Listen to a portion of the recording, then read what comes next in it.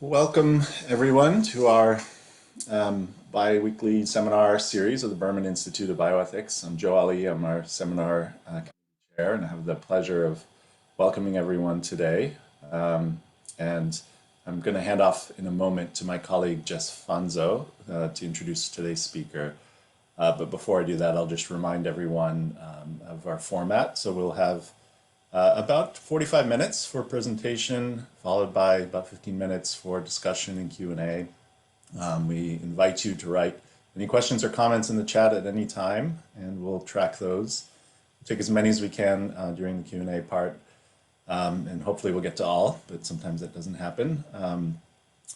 But otherwise, would just welcome you to participate actively, and we hope you will enjoy today's session, which I'm sure you will. And with that, I'll just hand it over to my colleague Jess for an introduction of today's speaker, and thanks very much. Great. Hi, everybody. It's nice to see people signing in. The participants box is ticking up. I am really pleased to welcome our guest today. I got to know Michelle Jurkovich last year in the middle of the pandemic. We did have the opportunity to meet, and it's been a real pleasure to follow her work over the years. So Dr. Michelle Jurkovich is an assistant professor of political science at the University of Massachusetts in Boston, where she just told us that it snowed there again this morning. Before that, she served as an American Association for the Advancement of Science and Technology Fellow, working in the Office of Food for Peace at the U.S. Agency for International Development, or USAID as it's known for. In 2020, she was awarded a Klug Fellowship from the Library of Congress and served as a visiting fellow at the Edmund J. Safra Center for Ethics at Harvard University. She is the author of a fantastic book that I have read, and she has signed it for me, Feeding the Hungry, Advocacy and Blame in the Global Fight Against Hunger, that was published by Cornell University Press in 2020.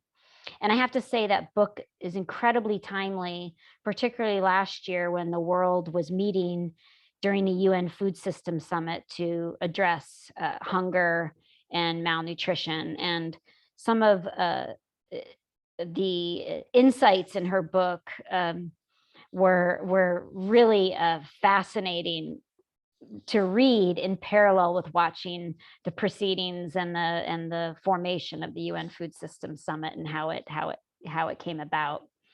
She works across food security, ethics, and human security. She's been published in International Studies Quarterly, International Studies Review, and Global Governance, among many other outlets. I've heard her a lot on podcasts. She's a wonderful speaker, and I know that she's working on another food book, so I'm really looking forward to that.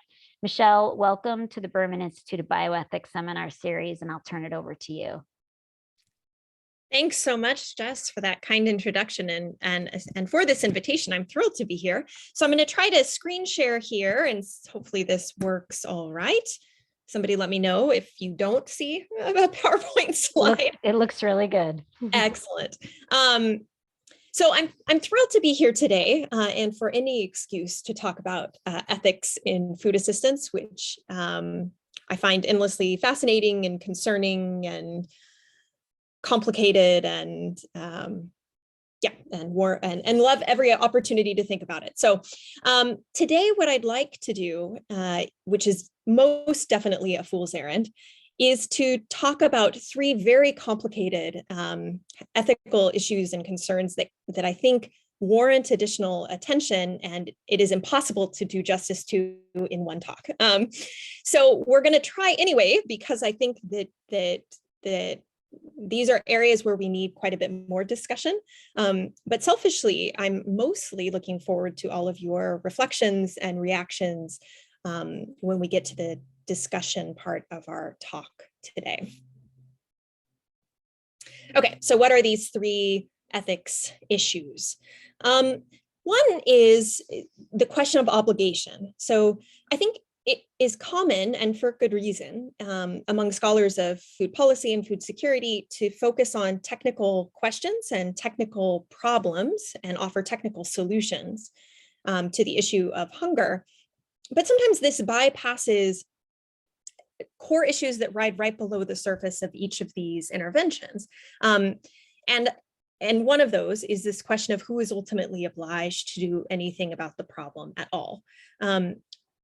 I think, and my first book looks into this problem of obligation in greater depth. I think there isn't an agreed upon consensus to this in answering this question. So who's really obliged to do anything about hunger, despite the fact that there's a lot of existing international law which ascribes responsibility to states, and that not having a clear answer to this question of obligation poses challenges in this space that warrant additional study. So that's ethics question and issue one.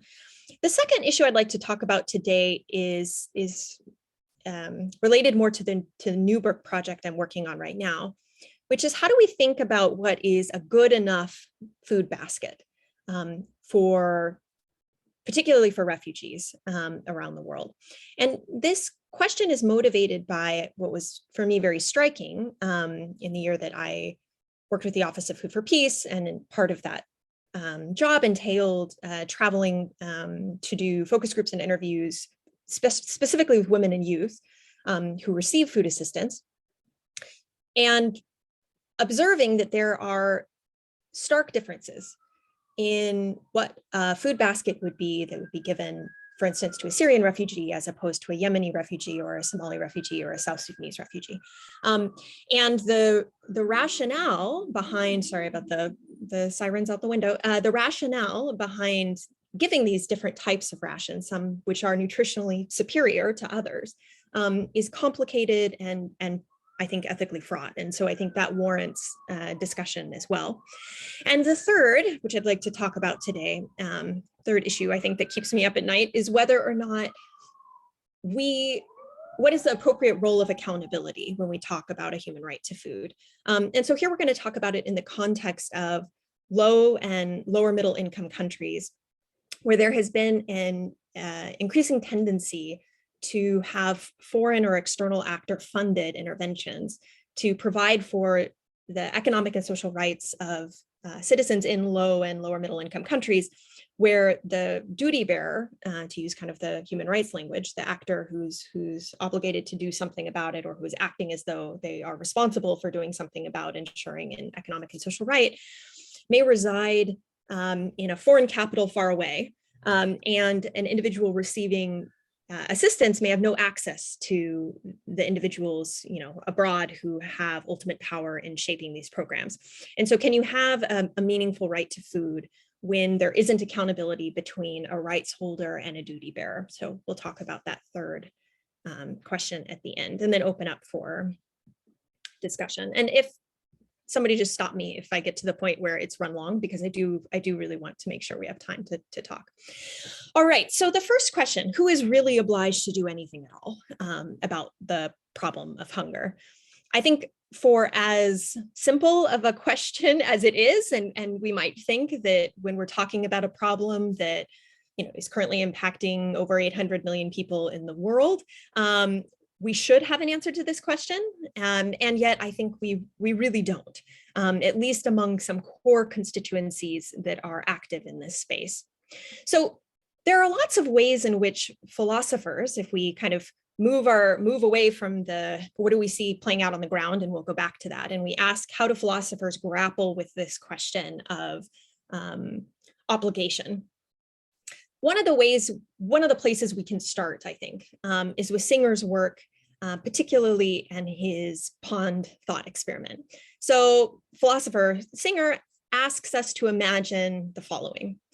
He says, imagine you have a pond, and anytime this scenario comes up, I think of the Little Women scene when Amy falls into the pond. So in any event, you're getting a Little Women image here for this. But the thought experiment says, okay, imagine that you have a child who's fallen into the pond, and you're a stranger who's walking around the edge of the pond, and this is not your child. And there are other people that are walking around the edge of the pond too. And you're trying to figure out if it is your moral obligation to save the child that is drowning in the pond, though the child is not your child, though there are other people that could also intervene and aren't. And you're going to ruin the clothes that you're wearing. So there's going to be some cost to you if you jump into the pond. So he asks, is it your obligation? And unsurprisingly, he says, yeah, it is your moral obligation to save the child who's fallen into the pond, regardless of the fact that you will pay a cost for doing that, which is your clothes, that it is not your child, that there are other people around the pond who could have intervened. Even with all of these factors, you still have a moral obligation to save the child. And he says, let's then expand out from this pond experiment and say, so what makes it so different if we can agree that there is a moral obligation for you to save the child, which is the pond near your home, even though it's not your child? What then is the difference between that obligation and your obligation to save a child dying of famine? And that's the pivot that he makes in saying, so now let's consider famine halfway around the world. How is your obligation any different there? So I raised this kind of initial discussion to say that for some in philosophy, the question of who is obligated to do anything about hunger can take a very individual flavor to it. So you as human, as individual, have some obligation, some responsibility towards helping others, whether they are or are not members of your family, whether they are or not close to you, whether you do or do not have to incur a cost to do so, assuming you don't pay something that is of comparable moral value, is what Singer would say. Okay, so one school of thought would be to say that individuals share this obligation. Other philosophers take more complicated views on that question. So if we were to think about Henry Shue, for instance, he would say that when we think about human rights, we should consider waves of duties and webs of duty bearers. So here we can think of a very complex network of national governments, of foreign governments, of non-governmental organizations, as well as more affluent citizens and individuals who all share some degree of obligation as it relates to hunger. And John Ruggie would add to that list that there is and should be an obligation also of the private sector. So here I'm thinking of his work in building the norms linking economic and social rights obligations to private corporations. But for all of the complexity of how philosophers might think about how we ought to consider obligation as it relates to an economic and social right like the right to food, in law, it's much less nuanced. So here we have an image and the drafting process of the Universal Declaration of Human Rights. At the point in which this was drafted, so we're thinking 1947, 48, understandings of obligation were more squarely put on national governments, who were ultimately the actors that were going to approve of the declaration to begin with. And those obligations became even more concrete over time in the International Covenant on Economic, Social, Cultural Rights, which came after the declaration. Although a couple, I think, historical notes are worth mentioning here.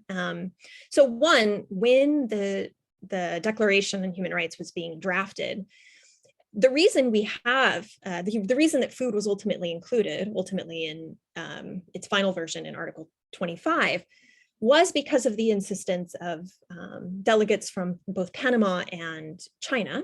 I mention that because it is a right that we have only because of the Global South and their insistence in this being included. Also, it was unique in that all of the other rights that were included in the Declaration were taken from rights that were already existing in national constitutions in various countries around the world, except food. So at the point in which food was included in the Declaration, it didn't exist in any other national government constitutions or laws. So it was a wholly new right in that sense. So here I'm leaning on the work of Johan Morsink. So with these kind of background, caveats or notes in mind, law over the years after the Declaration, then when we get into the International Covenant on Economic, Social, Cultural Rights in particular, we see a much clearer assigning of responsibility and obligation resting on the national government. And even more clearly, in General Comment 12, we see that obligation listed in what they call the tripartite structure. So basically saying not only do we in law recognize that national governments have the obligation to ensure the right of food to their people, but we understand that obligation as taking three forms. So there is an obligation to respect, there's an obligation to protect, and ultimately, if necessary, there is an obligation to fulfill. I mention that because it's worth noting that in law, while there is still some nuance on obligation, particularly as it relates to the international community and outside states, it is much more clear that national governments are obliged to ensure the right to food of their people. And yet, in practice, if you look at kind of a myriad world of international advocacy campaigns happening at any one moment, and this is something I do talk about in the book, you'll see kind of the lived experience of what obligation and blame looks like take a very different form. So what's unique about advocacy around the right to food, which is different from advocacy around other human rights, is that here campaigns will target very diverse actors. So Behind the Brands, which focused on the 10 largest food corporations, tax justice and tax power campaigns by ActionAid, which focused on Barclays Bank and on corporate tax evasion as responsible for hunger. Campaigns around climate change, which would say ultimately we should target the US and China for hunger in developing countries, because if not for climate change, for which the US and China are the largest emitters, then this problem would be lessened. Therefore, we focus then on the US and China as opposed to national governments in developing countries. Starve for Attention was a campaign that MSF ran. It linked poor quality food assistance to the persistence of hunger. The campaign here was linking obligation of donor countries to low and lower middle income countries, particularly for hunger. And the FAO in 2010 launched its 1 billion are hungry and I'm mad as hell campaign. It was never particularly clear at whom they were mad as hell, but it was a very emotive campaign, which is common in the food space, but without a strong target on any particular actor. Some of their literature talked about governments writ large. It was never clear who, whether it was the developing North to give more in assistance to countries that needed it, or whether it was national governments to their people, et cetera. So I mentioned that to say that in this space and practice, it is still very difficult to have a consensus on any particular actor, whether it is a national government to their people or a donor state to other states, or transnational corporations, or price speculators on commodity markets, or international financial institutions, and the list goes on, who to think of as responsible and to blame for the problem. Very briefly, and I know this is something we'll talk about, I think, a bit with the fellows when we meet later today. One of the reasons I think this happens, one of the reasons why, how it's possible that we can have a space where there is, despite law articulating clear obligations for national governments, there can still be in practice among activists a lack of a consensus that actually at the end of the day, it is the national government who should be the sole or unitary target actor for ensuring a right to food. Partially is, I think, because there is no norm, particularly among these most influential of international anti-hunger organizations, which I talk about in the book. So if we think about norms, here putting on my social science hat, as a standard of appropriate behavior for actors of a given identity, it means that you need to have a shared expectation that a particular actor is obliged to do a particular thing, such that when that actor does not do that thing, advocacy communities can more clearly point to that actor and target blame and shame and compel change.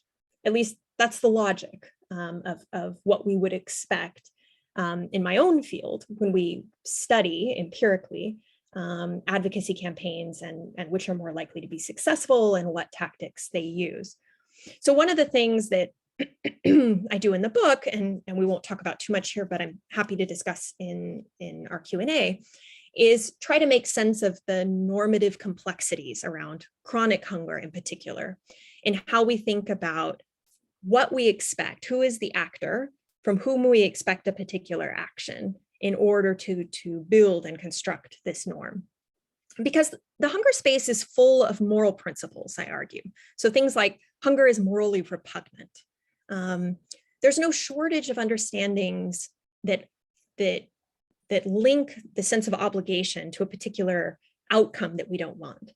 But there is a world of difference in the advocacy space between having a moral principle where everyone may socially agree that hunger is bad, and having a shared understanding that at the end of the day, it's actually the national government who's obliged to do something about this. So the first book looks at what has brought about that type of a normative environment and what are the effects of that normative environment. But I mention this only now to say this kind of sits in the background of this broader concern, I think, when we talk about hunger, particularly chronic hunger, which is who do we ultimately think is the actor that's obliged to do anything in the first place? And one of the reasons why I think this matters is that if it's correct that we can think of norms, shared understandings of obligation for particular actors to do particular things, if we think that those actually are powerful, and advocacy organizations certainly do think that they are, if we think that they are powerful, then spaces and issue areas that lack a particular norm are unlikely to benefit in the same ways as those that do. What I mean by that is if we think about norms making some behaviors more likely, like centralized advocacy pressure and an easier ability to compel change through that pressure, we have to also entertain the idea that the logical corollary is also true. So without that norm, it may be less likely that we will be able to focus on a common violator, and less likely that advocacy efforts will successfully compel change, in part because when you have an advocacy space where lots and lots of different actors are targeted, and there's no consensus on one particular actor who's going to receive like a consolidated pressure across advocacy communities, it means you're opening up opportunities for deflection by any particular actor that you target. So if you target a national government, they are more able to deflect responsibility to another actor than they would in a different type of advocacy space. So that's one concern. I think it also goes to show that there is an important disconnect in the food space between law and norms. So there may be, and there is, international law which ascribes responsibility to national governments for ensuring the right to food of their people. But in many places, I argue, that does not translate into a social norm where relevant populations actually believe that that's how it should be. And that disconnect between what we have in law and what social communities believe to be appropriate is really challenging for any economic and social right. I mean, we can see in the US context right now for healthcare, you can watch that normative battle play out, which is how do we think about what is the appropriate role of the state, of the national government, ensuring that everyone has access to adequate healthcare. You can watch a contestation play out there in the health space that is quite a bit ahead of where we are in the food space, where we're really not having that type of a conversation yet. Even though, at least in terms of international law, there are laws that already codify this obligation. So anyways, happy to talk about all of that when we get into the Q&A. But to move on, I think the second interesting and important and deeply problematic ethical issue in this space is the question of how we go about constructing what is a good enough ration. So here I want us to pivot from what is the abstract theoretical world of obligation that we were just talking about, and think about on the ground how kind of our normative and ethical standards translate into the very specific commodities that you are given, particularly if you are a refugee. So one of the things that was most striking to me, particularly in spending some time running interviews and focus groups in Somali and in Somali, Ethiopian, and Yemeni refugee camps a few years ago, was that one of the most important things, parts of life in a refugee camp is your food ration. It is what you're able to support your family with. It is essential for your household and human dignity. And the specifics of what goes into that ration say a lot about the ethical standards of the humanitarian space itself in ways that are, I think, sometimes very problematic. So what do I mean by that? In the present day, some refugees receive better rations, and when I say that, I mean they are more nutritionally diverse, and they are higher quality, and they're more expensive rations than others. And we might think that that difference must map onto bodily need. So it must be the case that those that receive the better rations must have greater need. But that isn't often what is going on in the calculations of the food basket. So part one, what I want us to think about in this kind of section of our ethics conversation is, is it appropriate that some refugees receive higher quality rations than others? And if so, on what criteria would you make that decision? And then secondly, when we think about a minimum food basket that is currently being provided, should we consider it adequate? Is it an appropriate basket to be given? So on the first question, so this is a picture from some time I spent in Markazi, which is a Yemeni refugee camp in Djibouti. And at the time that I went, this was in spring of 2018, the big concern was that the rations that were provided were inadequate.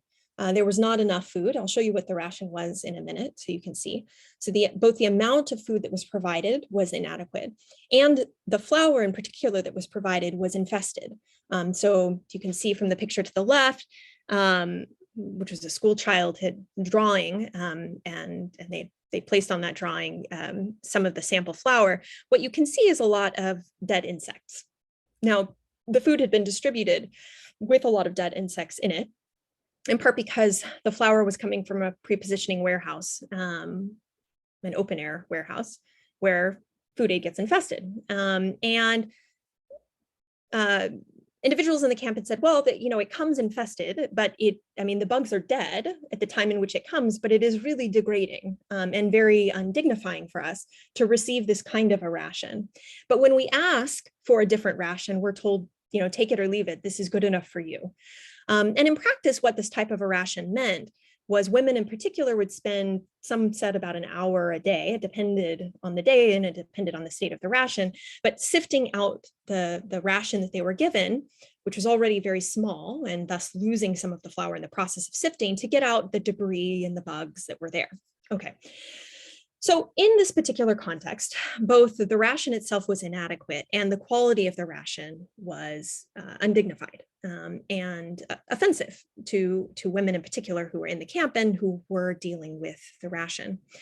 And had you gone to the other side of the country into, say, Al Aida, which is one of the other refugee camps, which is for Somali and Ethiopian refugees in particular, there also you had problems with an inadequate food ration and people within the camp acknowledging that not only is there not enough food, but they're aware that that lack of food is causing harm. It's meaning they don't see their children grow at the rate that they should grow. Women who have been receiving the ration for many years, because the camp had been 20 plus years in operation, were having a hard time producing breast milk, or their bodies were having a hard time healing. There were vision problems, associated things that would come with a nutritionally inadequate diet. Okay, so what does that diet look like? So at the time that I was there, this was the composition for a monthly ration for an individual. So it was composed mostly of flour. You saw a picture of that flour, yellow split peas that were dried, a little bit of sugar and salt, oil, which was used for cooking, obviously not direct consumption, and a very small amount of cash. So to put this in perspective, 500 Djiboutian francs at the time would have purchased one fish. You could have purchased one fish a month, which would be an extreme expense. You wouldn't do that. But just to give you a point of comparison, things are very expensive in Djibouti. So 500 francs does not go very far. Okay, so if this is what we are currently seeing as what is meant to be your full ration given in a camp, where there isn't an expectation, this is meant to be 100% of what you're going to get, because there isn't an expectation you're going to be able to work outside of the camp and bring in enough income for complicated reasons that we can talk about. You can compare that ration on the one hand, which clearly refugees in the camps there did not see as adequate, with, for instance, at the same time, a Syrian refugee ration, depending on where you are, will have rice, lentils, it could have bulgur wheat, some have pasta, oil, the bread is already made, so you don't have to go out and get the firewood, which you do in Djibouti, come back, build a fire to make the crepes, etc., because you're actually given bread that's already made, and as well as complementary food items like tomato paste, canned fish, tea, etc. So the ration quality, just to, I mean, it's not next door, but not too far away, was quite a bit better. And at the time, for me, that was a very striking thing. So why would this take place? Like, what are the ethics of constructing rations and saying in a refugee camp for Syrians, we will have a substantially different ration than for refugee camp with Yemenis or South Sudanese or Somali refugees?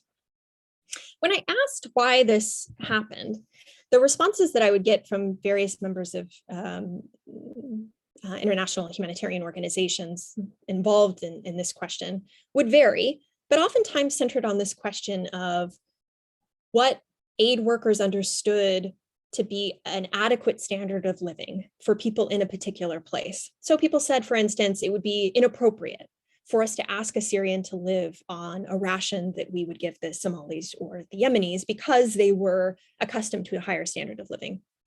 And they would say things like, well, while there's a difference in these qualities, because we understand there to be a different standard of living for a Syrian as opposed to a Yemeni, though again, make note that it was not a shared consensus among Yemeni refugees that the ration that they were given was appropriate. They would also say it at minimum meets the World Health Organization's minimum calorie and protein standards, which itself is sometimes not true, but I mention that because it is saying they are highlighting that there is a nutritional science reason that can justify this choice of what would be a ration, say, for example, in the Yemeni camp or in the Somali and Ethiopian camp that I mentioned. And this can be reflected not just in how we think about the actual food commodities themselves, but as the international community moves more towards cash or vouchers in modality choices and away from giving the actual bags of flour or dried yellow split peas or whatever, that the underlying kind of logic and ethics is still apparent. It's embedded in what is called the minimum expenditure basket. So if you think about cash distributions for food aid, these are built around a minimum expenditure basket and its expected cost. So aid workers will construct what they believe to be an appropriate basket of food for a particular population. And then they will calculate how expensive it would be to put together that appropriate basket of food. And then that amount of money is what then the cash or voucher will be made out for their monthly ration. But if you look in the details of what is assumed to be necessary for a minimum expenditure basket, for instance, in Yemen, if we look at this most recent data from 2021, the minimum expenditure basket included flour, beans, oil, sugar, salt, and that was assumed to hit at about 85% of your caloric needs. Whereas if you look at what would have been, and this is from a few years ago in Turkey, for refugees, this is generally Syrian refugees in Turkey, you see that minimum expenditure basket assumes you should have a much more diverse basket. You should have eggs. At certain periods of time, you have poultry, or you have fish, you have yogurt, you have cheese, cucumbers, tea. This is a very different way of looking at what is an acceptable minimum basket. Now, there are important differences here, whether or not you're expecting this to hit 85% of the caloric needs versus 100%, et cetera. But even assuming these things, you can see that behind the rations and how we think about them today, there are really complicated questions about whether or not it is appropriate to do this. Is it appropriate to assume certain populations should have better rations, better in terms of nutritional diversity and quality rations than others? So this project that I'm working on, which is slow going, and I should say, if any of you are interested in joining me on this, I am always interested in having more people working on this project, because it is taking forever for one person, especially without a research leave. But that part of this project asks, not only can we do a snapshot of all of the contemporary rations that are being provided right now, and see where that variation is, both in terms of the minimum expenditure basket and in terms of the in-kind commodities, but it also looks back in time, in part because, and here I lean on the work of Shireen Sheckley, who's a historian, there is an assumption that sometimes nutritional science language can be used to justify what we might otherwise see as a inappropriate or prejudicial distribution of food. And science language sometimes can be used to justify that, particularly the use of the term calorie, and how we can kind of use that to say, therefore, we're doing enough. And so because of her work, I wanted to look back in time to a period where we did not have the construction of a calorie. So the calorie wasn't invented as a concept as applied to nutrition. So this is the 1860s. So prior to the modern field of nutritional sciences, did we think about the quality of what should go into a ration differently? Now here I should say, in the 1860s, the US government was providing food for various different communities. So they were providing food in Native American reservations. They were providing food in the freedmen's villages after the Civil War. They were providing food for their Civil War soldiers, and in hospitals associated with the war. So you can watch within the US government, agencies think about, in the absence of a field of nutritional sciences, what is a good enough basket of food for different bodies? And I should also note that none of those, like what I'm going to show you here within the Native American ration that was present in Missouri in the mid 1860s, I'm not showing you this to say this was a good ration. It was inadequate. And there were quality control issues and there were supply chain problems. And I'm not making this out to be some lovely story. It was not. But even as bad as it was, we can see that still, it was in many ways a more nutritionally diverse basket. It included some sort of a meat, either a fresh beef or a bacon. It included the flour, the corn. At various points in time that changed to actually providing hardtack. At times it included onions. This particular image does not, or like a dried apple. You can watch varying commodities come in and out at different times, include soap. The point in which I was reading this, the Trump administration was debating whether soap was necessary for migrant children detention centers. And I thought, grief, I thought we sorted this a really long time ago. I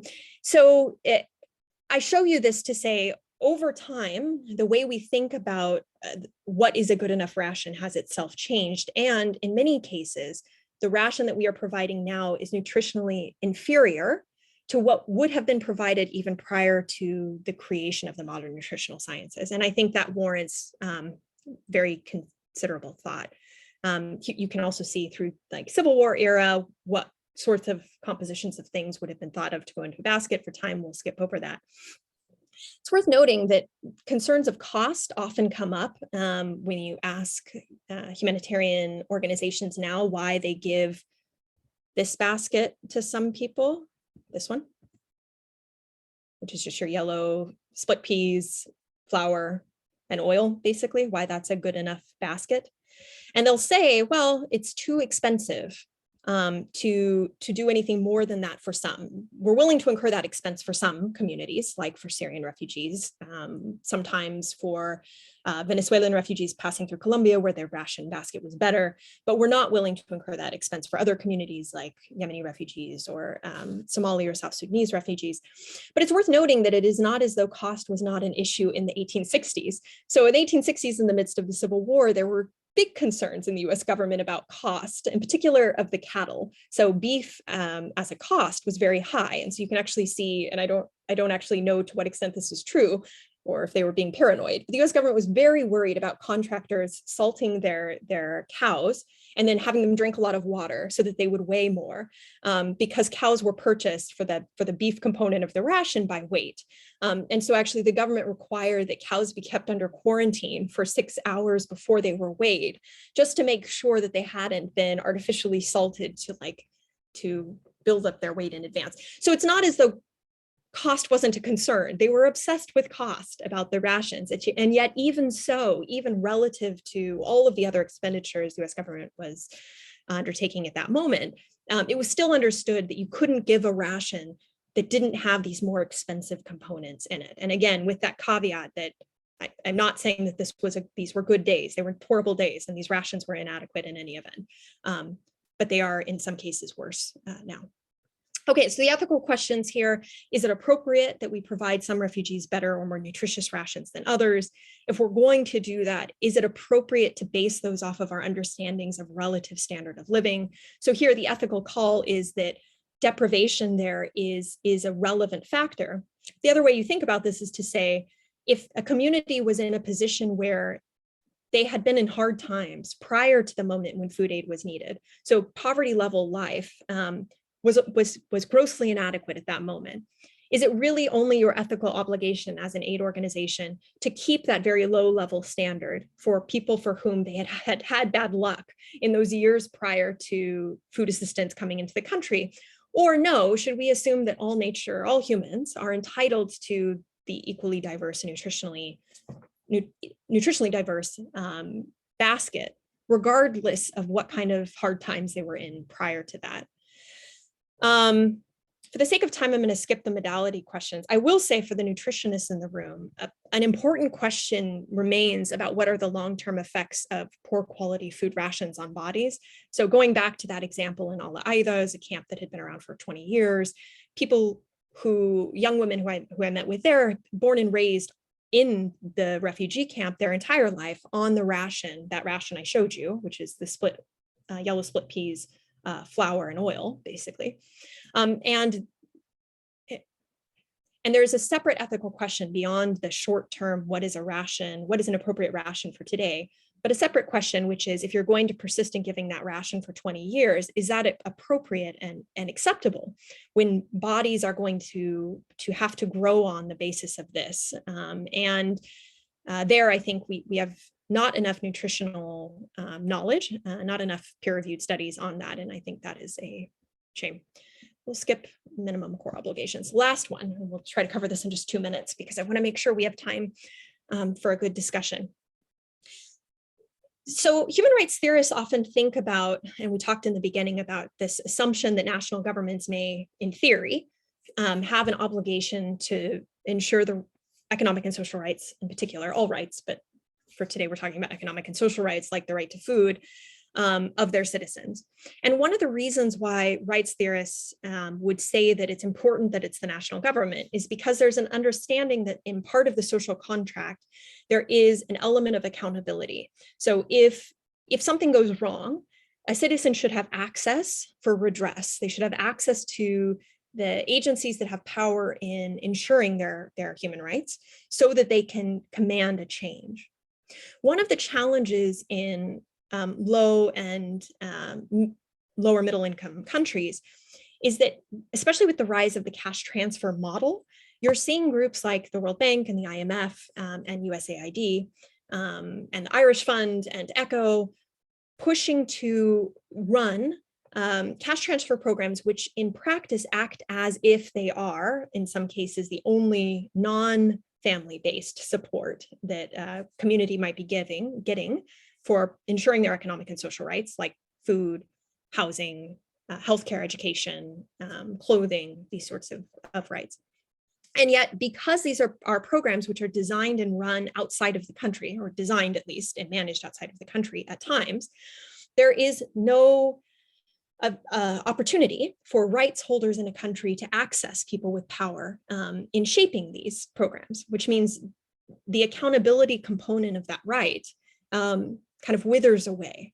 An important discussion for us moving forward is, can there be any meaningful accountability in a world where we start to see economic and social rights in some ways exported out to foreign or external actors to implement. And we see this in a number of different country cases. So whether we're talking about the Hunger Safety Net program in Kenya, the Social Cash Transfer program in Malawi, the Productive Social Safety Net program in Ethiopia or Tanzania, or the LEAP program in Ghana, all of these are essential to ensuring the economic and social rights of their citizens.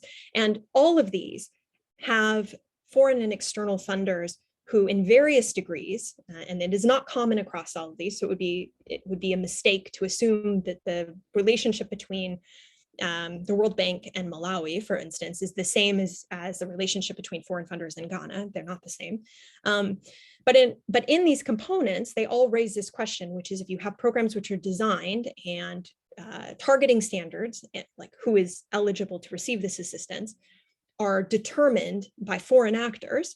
And to take the case of Malawi, for instance, if you happen to be a Malawian citizen in the quadrant of the country where the current cash transfer program is funded and managed by the World Bank, your ability as a Malawian citizen to access that World Bank staff in DC to ensure that your rights, your economic and social rights, are fulfilled through the cash transfer program that your government is implementing, but is designed and funded outside of your country, is extremely fraught.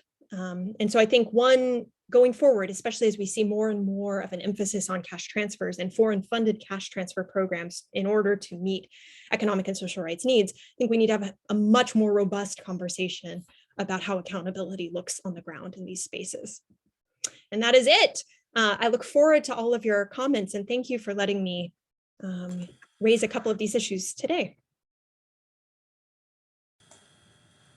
Wonderful. Thank you so much, Michelle, for the really interesting and thought-provoking talk. I think we'll just jump right into some questions and comments. Maybe Jess, as an introducer for today, I'll let you have a chance at maybe offering a question or comment if you like, although I do see we have one in the chat currently. So maybe Jess, why don't you start us off, and then I'll take the one in the chat and go from there. Great. Thank you so much, Michelle. Really thoughtful presentation. And when I think about the first set of arguments you were making around the obligations, it's a fascinating conversation when you think about issues of non-communicable diseases and overweight and obesity. And is there, you often hear in UN dialogues, there's less of a moral obligation to address non-communicable disease issues for various reasons. I'd like for you to talk a little bit about why those issues are framed differently, but still on the spectrum of what we would consider malnutrition. But why is that framed differently to some duty bearers and the way they view hunger versus the overweight, obesity, non-communicable disease context? Just get your thoughts on the why some don't feel that moral pull, so to speak. That's a great question. And to be fair, I need to put in a lot more thought, especially in the relation to obesity. My off-the-cuff answer might be that, so to some extent, the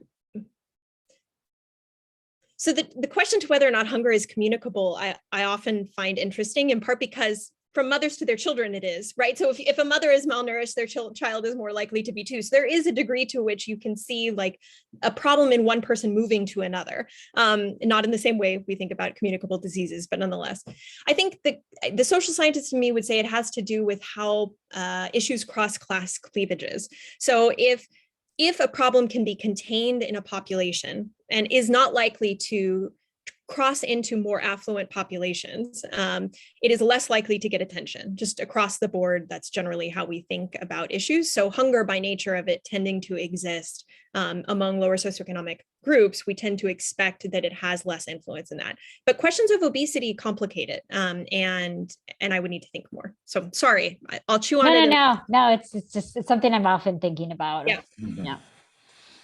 Okay, well, maybe I'll pivot over then to our chat and then to the raised hands. So we have a number of different questions coming in. I'm trying to take them in order if I can. So we had a technical question about does quality, I guess, of rations include questions on safety and the long-term effects of foodborne disease? So how is that factored in? Maybe we'll start with that. Yeah, I think it's varied. So you do see concerns over certain safety issues like aflatoxins. You'll see a lot of attention on that when you talk about food assistance, but you don't see it across the board in all things. And the actual regulation of food safety in food aid is still, I think, quite underdeveloped. I mean, if you spend time in a pre-positioning warehouse, food aid warehouse, for instance, which are often open air warehouses where things are going to get infested. And there are regulations over how many times you can fumigate, for instance, in an open air warehouse before you have to really worry about the health implications of what you're doing. But I think there are still quite a few blind spots. For me, the underlying question there with food safety is how do we encourage a space for voice and accountability? So when there are these concerns that are raised, so when food aid recipients come and say, look, you're giving me a substandard ration, it is infested, it is poor quality, or it is expired, which also comes up as a concern. There is not a good system set up for those concerns to be heard and acted upon. Existing accountability structures don't give you that. And so to me, that's the bigger, I think, concern. Great, thanks. Melinda, I see your hands up. You're welcome to unmute if you'd like to ask a question or make a comment. Thanks. Thank you. Can you hear me? Yes. First of all, Michelle, the presentation, I concur with all the people here so far, was engaging and important.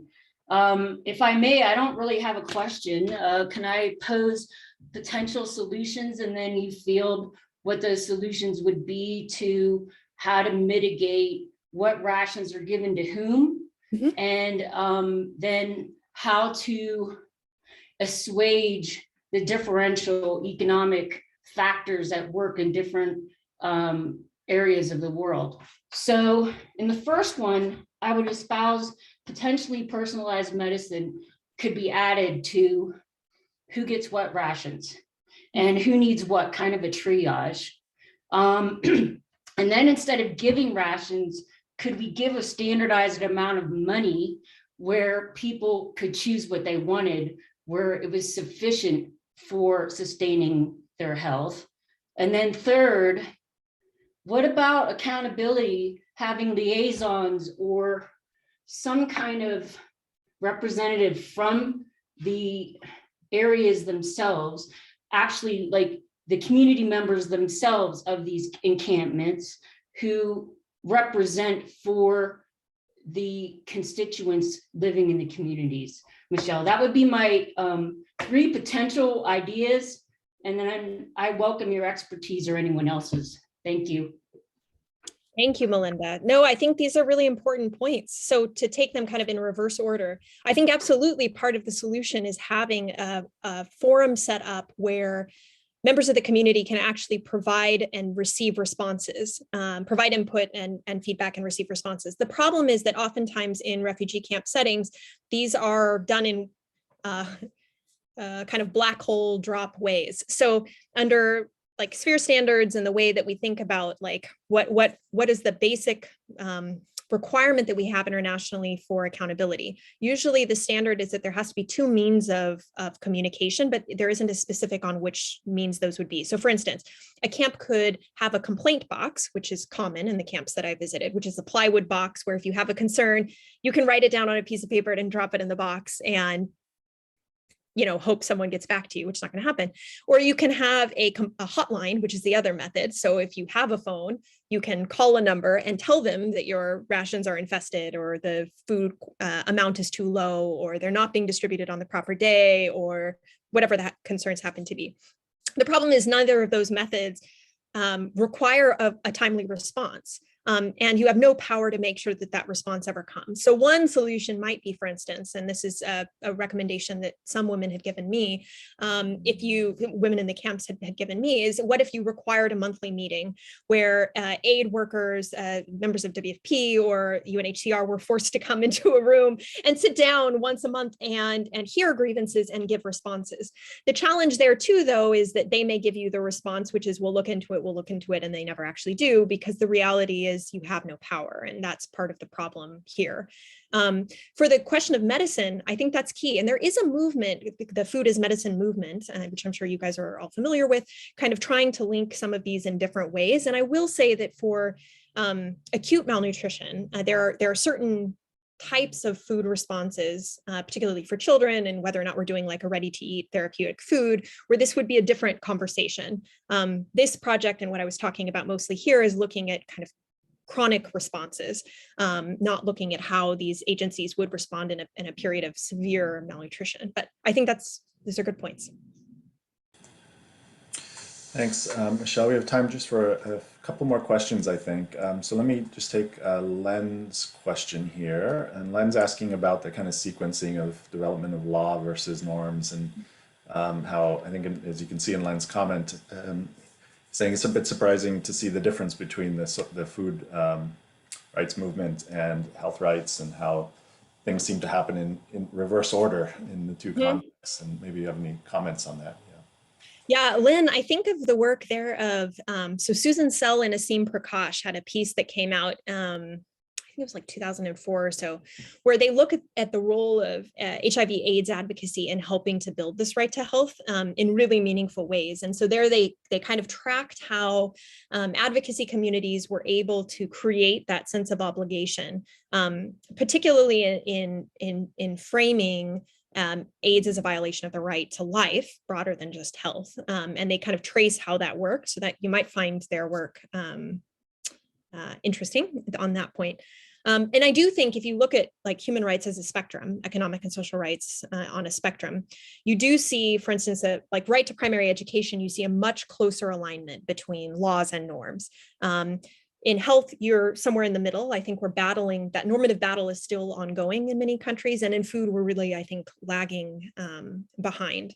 And in part, it's because the way that law is built is different than the way that norms are built.